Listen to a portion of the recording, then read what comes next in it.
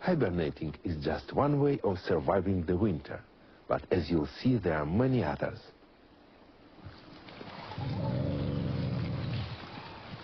Wolves and their prey are active right through the winter.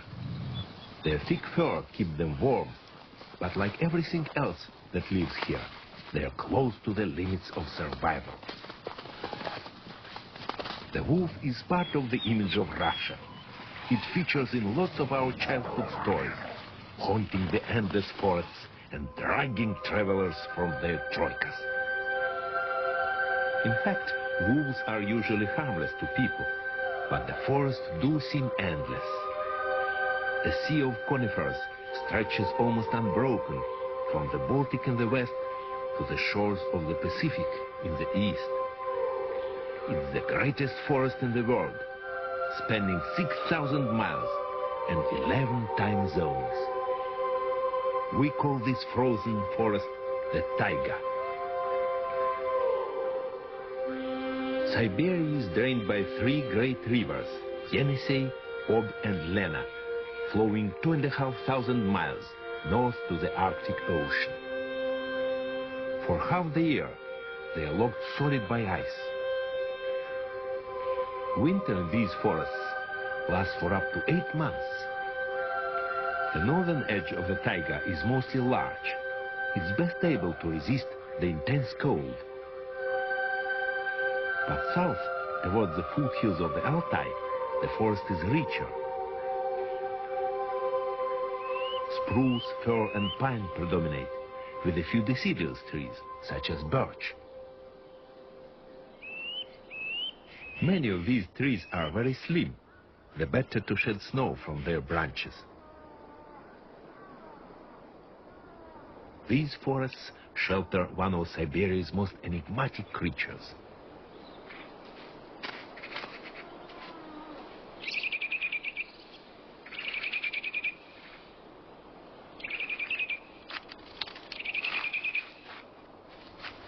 It's the musk deer. This one's a male, distinguished by its remarkable tusks, elongated canine teeth.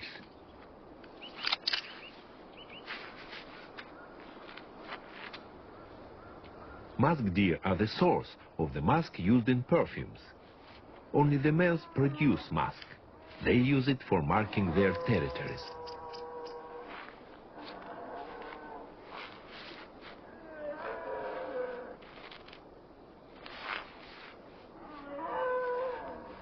The glands, or pods, that secrete musk are worth more than their weight in gold. So, over much of their range, musk deer have been hunted almost to extinction. Siberia is their last stronghold. The musk deer's staple diet is lichen. These South Siberian forests are wetter than the northern taiga, and trees are often festooned with luxuriant growths.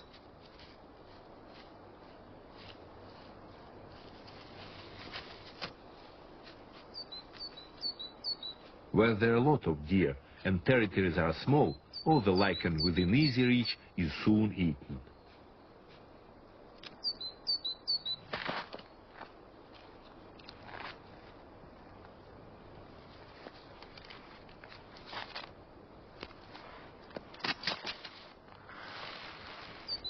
The deer are skilled at clambering into the branches to reach new supplies, though sometimes they get more than they bargained for.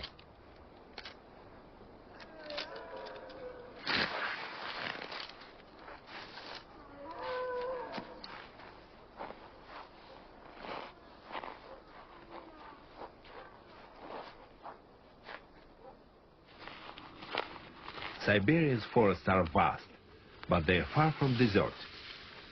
In the 16th century, Russian colonists crossed the Urals and forged east.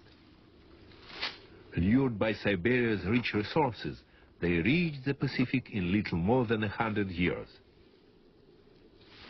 The most prized of those riches was fur, wool and lynx, ermine, mink and sable. In those days, furs weren't worn just for fashion, but to keep warm, like the animals they were taken from. Today, most people live in cities, but there is still a scattered peasant population. It's a hard land to rest a living from, no more so than in winter. People and their livestock are dependent on supplies gathered during the brief Siberian summer. For the wild creatures of the forest as well, laying in supplies for the winter is the key to survival. Where there is layers of fat on a hibernating bear or marmot, or as stores of some other kind. By November, only the last remnants of the fruits of autumn hang frozen from the branches.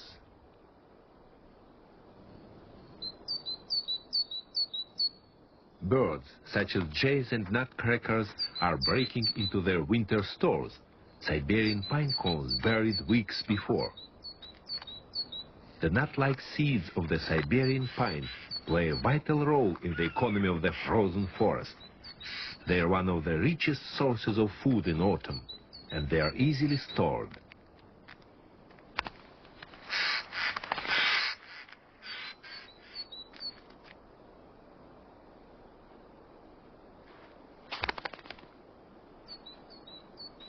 Fluffed up against the cold, even small birds like tits can find enough to survive the winter, hunting through twigs and dead leaves for torpid insects.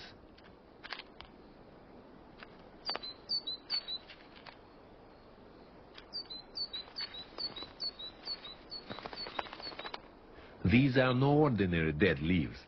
They've been sewn together with silk by hibernating caterpillars. Inside this homemade tent, they are sheltered from the chilling wind. Not only do they bind the leaves together, they tie them to the twigs with a silken thread.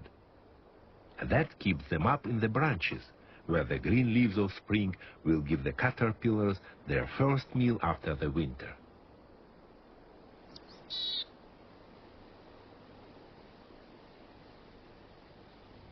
The forest has readied itself for winter too. The deciduous trees, like larch, have shed their needles. They are less likely to hold crippling weights of snow. Evergreens like pine run the risk of being bent and bowed down. At the extremes of temperature the taiga can experience, frozen stems can shatter with the cold. But they are not without their defenses. Their tissues have a powerful antifreeze, which stops the cells being ruptured by ice crystals.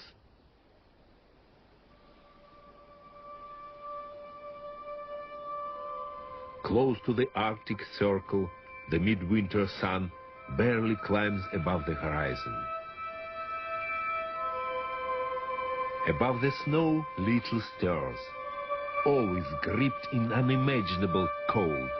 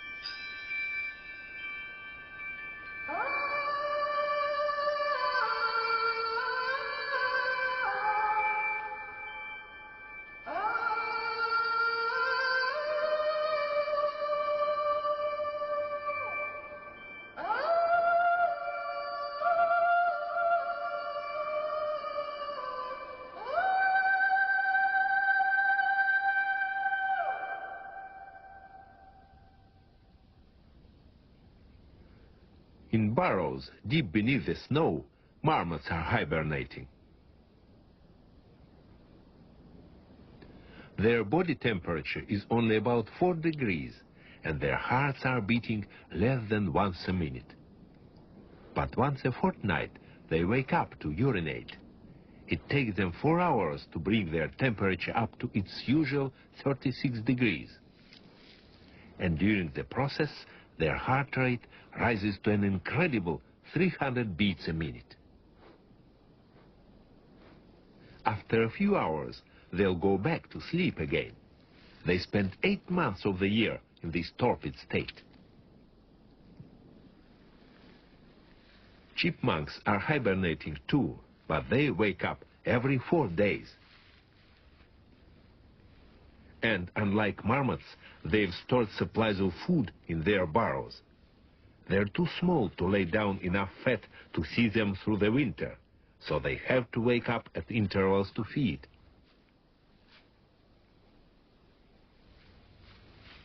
It's a risky process. The strain of raising their bodies from near freezing to working temperature sometimes kills them. But if they didn't do it, they'd starve to death long before the spring.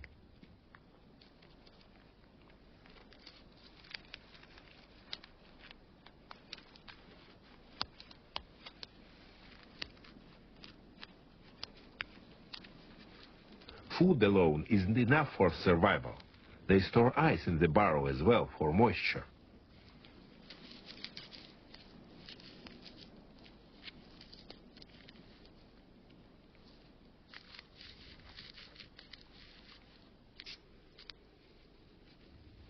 Red-backed voles stay active right through the winter, foraging beneath the snow for berries and lichen.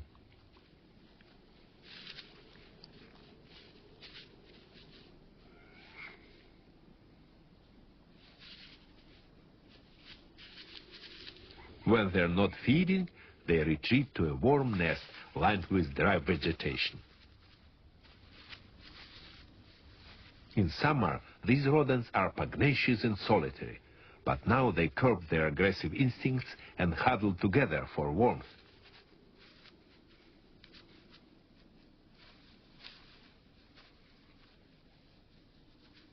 In the dry taiga of northeast Siberia, there are seldom any great depth of snow. In these shallow runways, they are vulnerable. A great gray owl.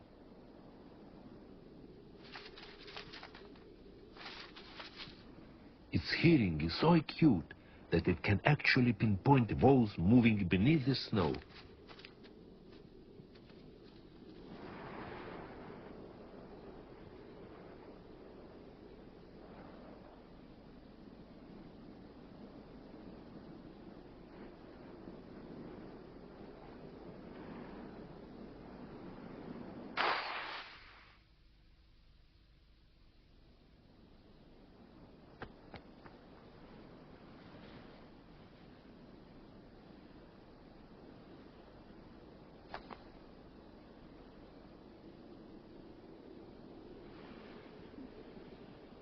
Other hunters are abroad. An airman in its warm white winter coat. And most remarkable of all, a tiny shrew. It weighs only 3 to 5 grams, and it has to feed at least once an hour. It's active right through the winter. Most of the time, it's beneath the insulating layer of snow, hunting for frozen insects. But when it's exhausted all the food in one place, it comes to the surface and risks temperatures far below zero to run to pastures new.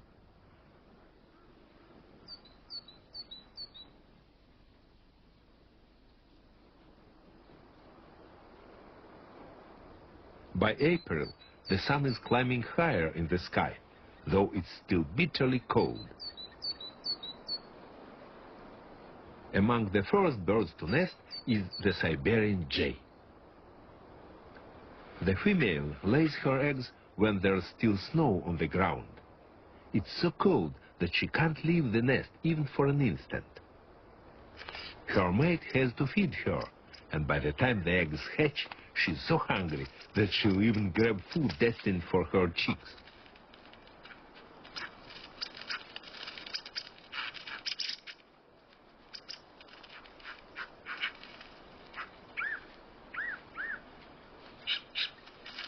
By nesting so early, the jays take advantage of spring's first spiders and insects.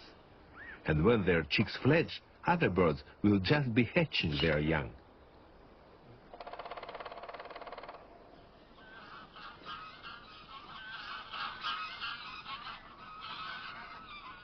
By May, the snow has melted from the low-lying ground. But beneath the surface, the earth is still frozen. This is the permafrost. It sets the northern limits to the forest. Not far beyond the Arctic Circle, the ground never thaws deep enough to let trees put down roots. The permafrost stops meltwater draining away. It holds it on the surface as bogs and pools.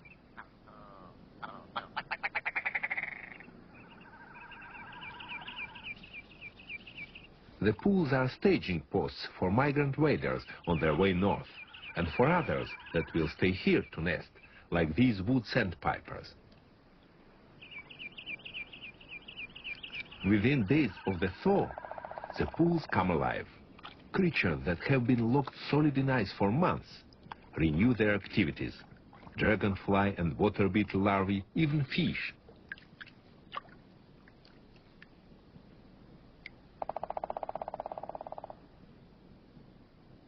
By late May, the evening sun barely dips below the horizon. It's then that one of the taiga's strangest rituals is enacted.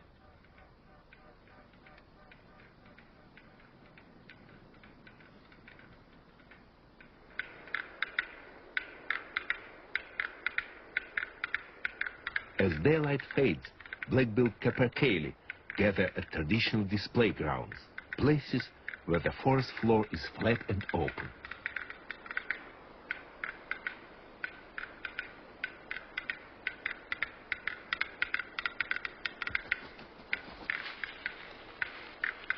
Capercaillie are about the size of turkeys. The birds that are calling are males. As many as 20 may gather at these tournaments.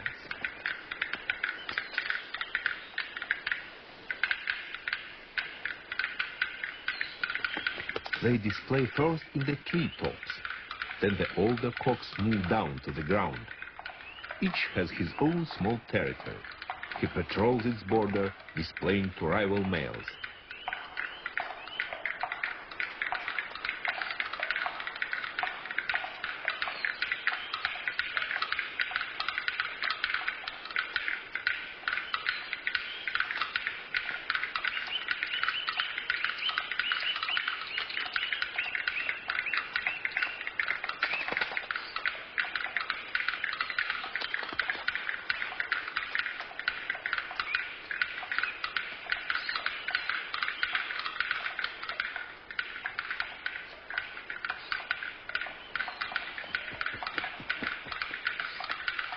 Most of this is just bluff, though sometimes it ends in a fight. And this is what it's all about, attracting a mate. As soon as a hen appears, the cocks redouble their efforts, trying to lure her onto their territory and mate with her.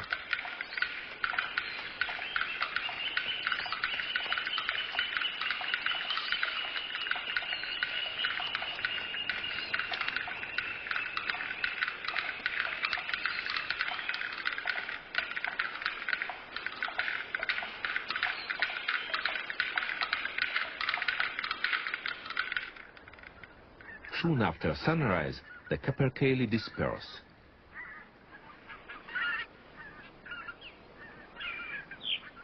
Although the snow has gone, Arctic hares have yet to lose their white winter coats. Now the ground's unfrozen. They can dig for roots and tubers. All through winter, they've had nothing to eat but bark and twigs. It's a wonder that any trees grow here.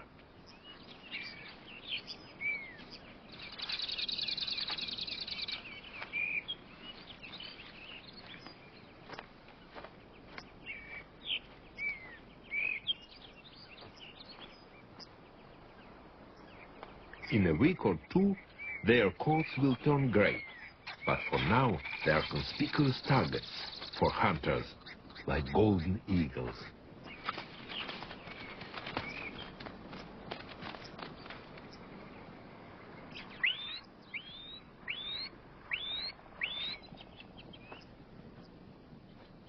Eagles usually produce 2 eggs. but they start sitting as soon as the first is laid. That means that one egg hatches before the other, so one chick is always a bit larger.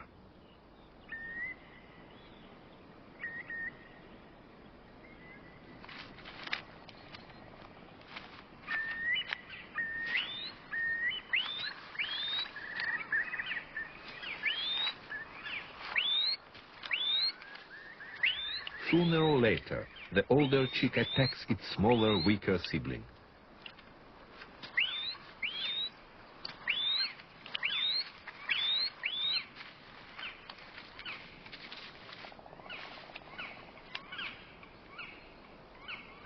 Even though there may be food on the nest, it harries it relentlessly. It won't stop until its unfortunate nestmate is killed or driven over the edge. This happens in 4 nests out of 5.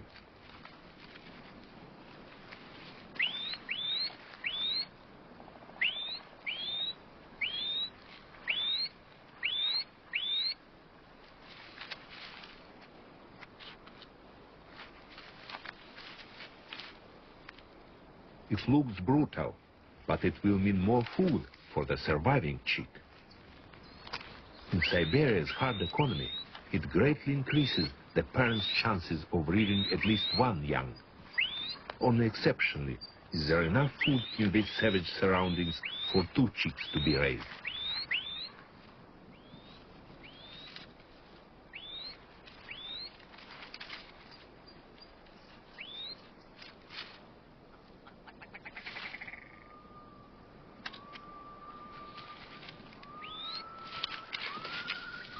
The eaglet's mother has caught a willow grouse. The survivor will have it all to itself and grow all the faster. In the short Siberian summer, it's a race against time to fledge before the return of the cold.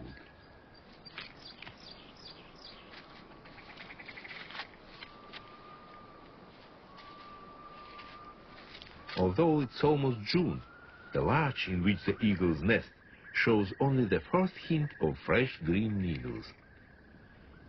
Down below, anemones are pushing through the soil, the first flowers of spring.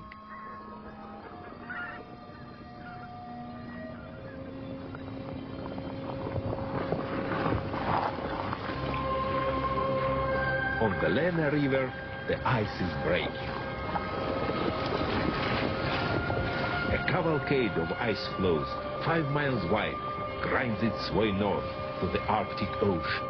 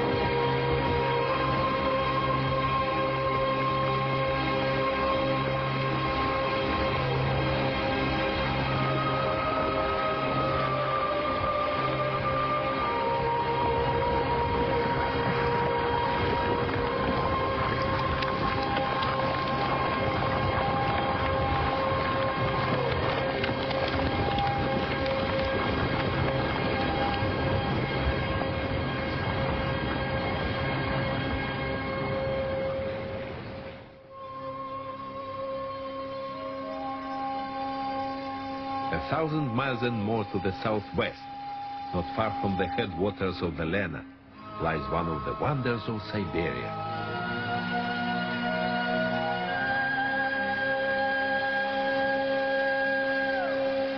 Lake Baikal. Baikal is a place of superlatives. It's very big, 400 miles long and up to 50 miles wide. It's very deep. It lies in the trench of a rift valley, and in places there's more than a mile of water beneath the ice. That makes it the deepest lake in the world. So the volume of water it contains is enormous. An incredible 20% of all the fresh water in the world is here in Baikal. It's very old, more than 20 million years old. That makes it by far the planet's most ancient lake. And because it's so old and it's isolated from other lakes, many of the creatures that live in its waters are unique.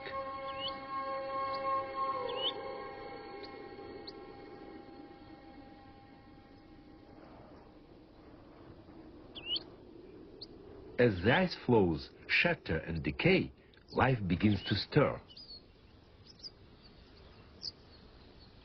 Rising from the depths, a myriad creatures crawl upwards through the ice.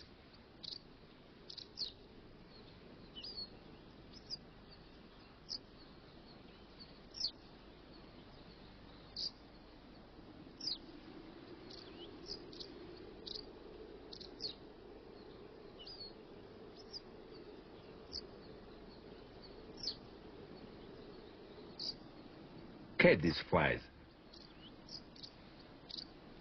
There are at least 20 different kinds on Baikal.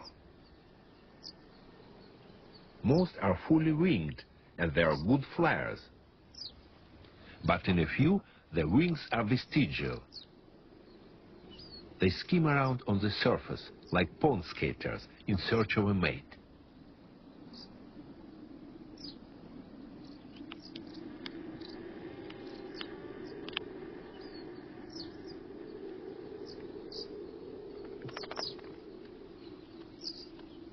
This explosion of insect life gives birds such as wagtails a welcome spring feast.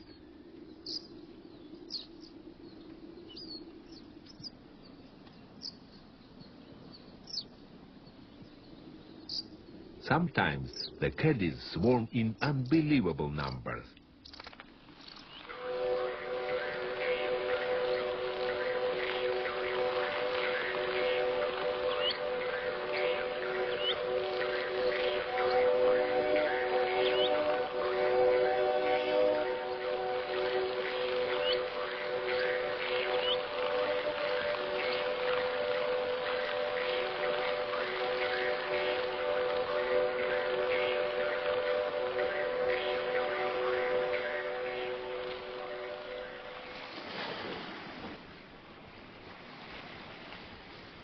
In the cool of the evening, caddisflies make for the shore. They cluster together under rocks. It's still freezing hard at night. Here, they are sheltered from the chill wind, and by clumping together, they increase their chances of surviving till dawn without being frozen. But it leaves them vulnerable to another danger. Bears.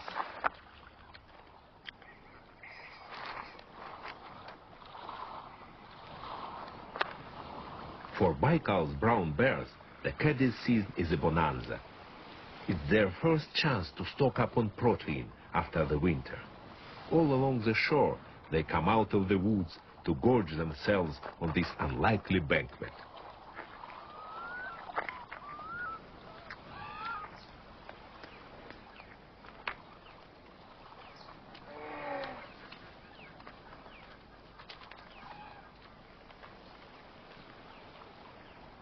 These tiny cubs would have been born when their mother was still in her winter's den.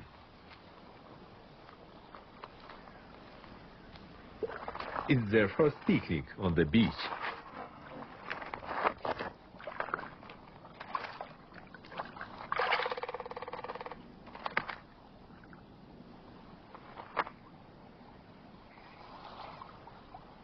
The caddisfly feast brings unusual concentrations of bears together. For the cubs, that has its dangers. Male bears sometimes kill young cubs.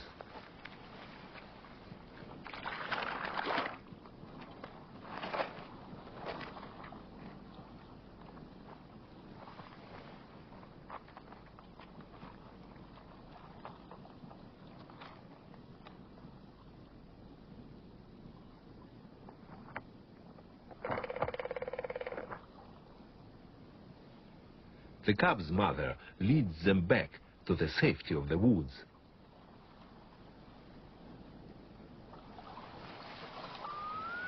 The last ice floes don't melt till mid-June.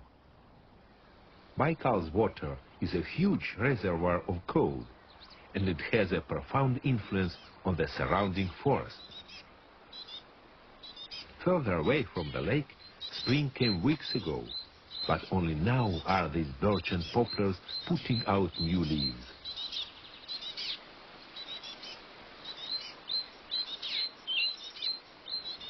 On the forest floor, begonias bloom. Some of our garden kinds came originally from Siberia. By now, the snows on the mountains around have melted. It's said that 365 rivers flow into Baikal, one for each day of the year.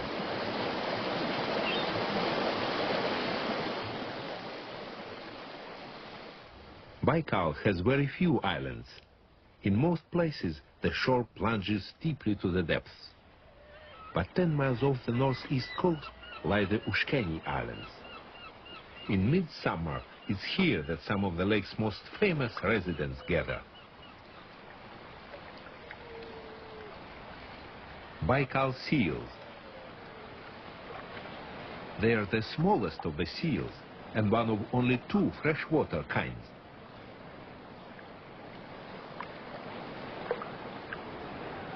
They're more than 1,000 miles from the nearest ocean. Their ancestors must have swum up one of the great Siberian rivers and been landlocked here in Baikal.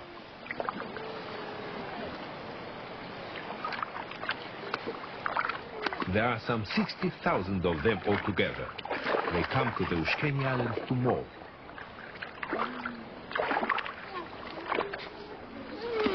Space is at a premium. All the best places on the rocks are soon taken.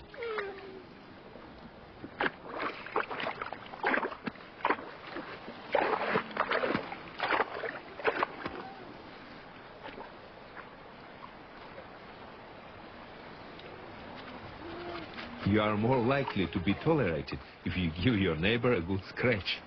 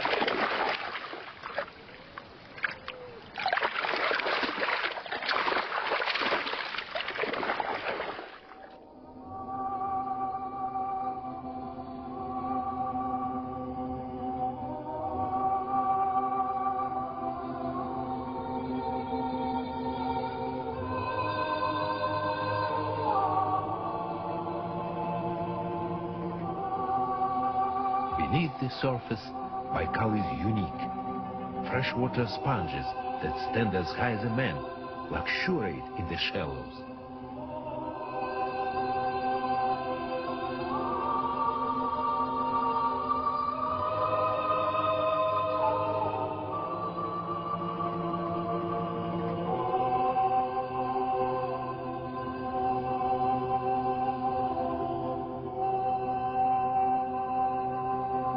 The sponge forests shelter creatures found nowhere else in the world.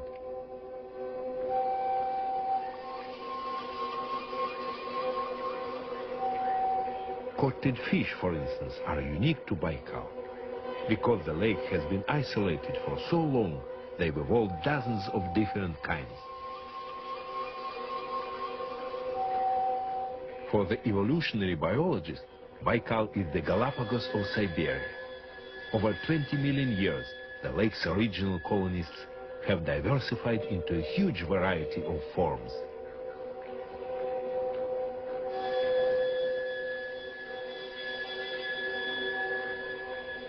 This match-head-sized crustacean is called the Baikal horse. Wherever it goes, it carries two tiny boulders, perhaps as camouflage or ballast. These are omu, Baikal's most prized fish. They came originally from the Arctic.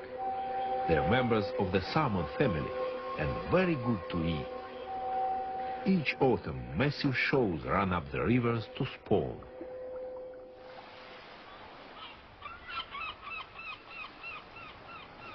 To see Baikal's strangest creatures, we must go deeper. This is Pisces. It's a kind of submarine designed for deep ocean research. But now it's working here on Baikal, helping to unlock the secrets of the planet's deepest lake. Now they are just going to launch it, and I'm going to join the crew.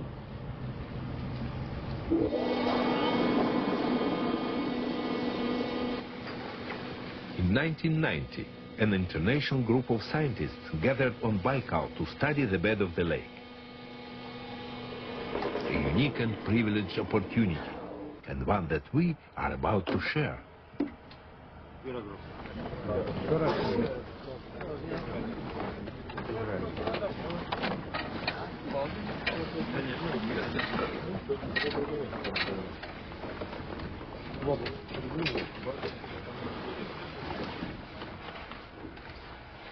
It's very cramped inside here.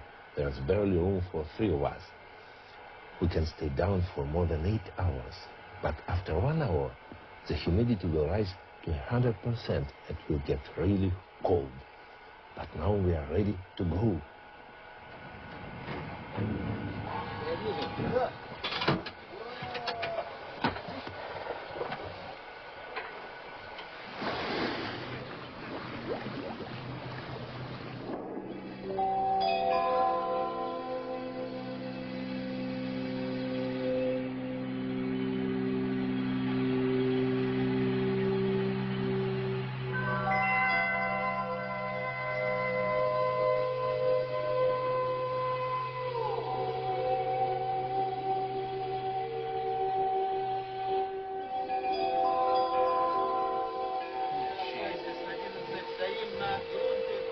Now we are at the bottom of the lake.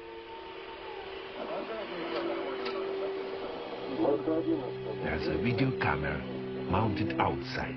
We can see its pictures on this screen. Most of the lake bed is fine mud, 20 million years of silt. In places, it's 5 miles thick. You could bury Mount Everest in the mud at the bottom of Baikal.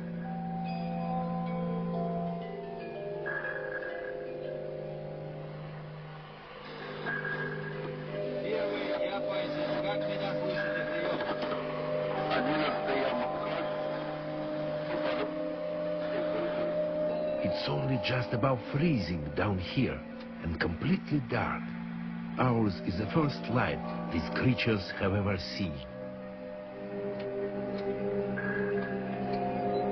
Strange fish and crustaceans people the depth. Unlike in most deep lakes, there's plenty of oxygen down here.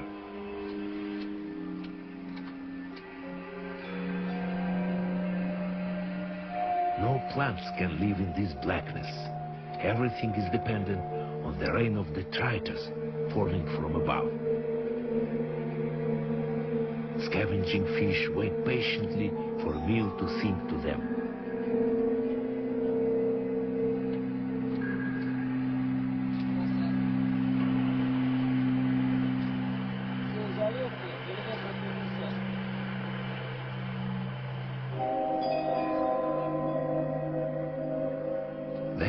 fomenka, a gelatinous transparent fish found only in the depths of Baikal. Where there's rock to anchor them, Baikal's unique freshwater sponges penetrate far into the darkness. It's a world all of its own, and one still with many secrets.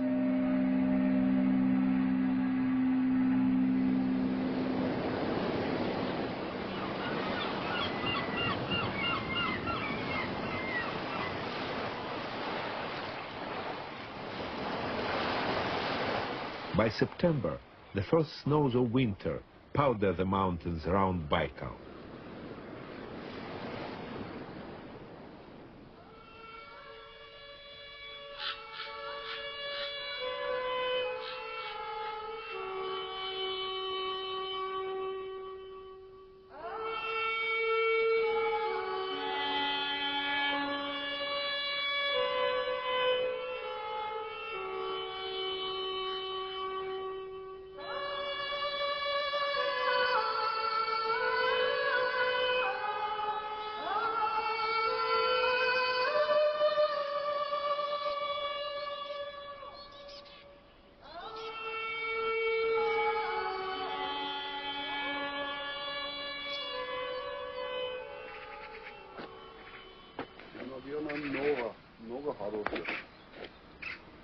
Autumn is a time to harvest the fruits of the forest. Collecting mushrooms is a tradition with us Russians. We call it Tikhaya Okhota, the quiet hunt. And it's not just country people that do it. Every autumn, city dwellers go out into the woods around Moscow and our other big cities to gather mushrooms. There are at least 36 different edible varieties. Настя, дай руку мне. Ну вот, гляди, какой грибок хороший. О, ведерочко набрали. Ну вот, снесу грибочки на базар, возле жар получим.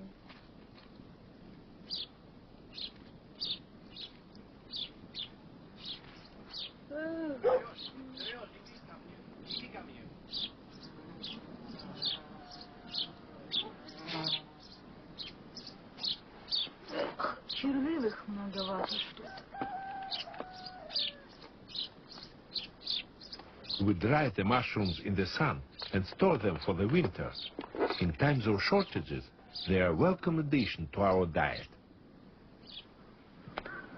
The forest's wild creatures are laying in supplies for winter too.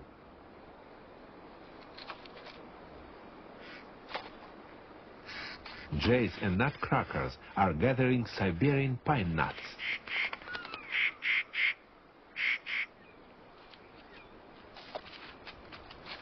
Chipmunks cram their cheek pouches. They'll store the nuts in the burrows where they spend the winter.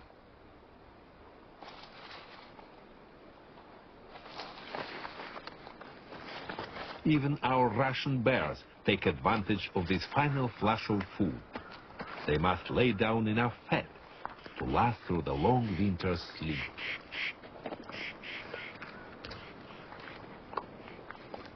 It's a race against time to gather enough for survival, and a race you can't afford to lose. In Siberia's harsh economy, only the thriftiest will see next year's spring.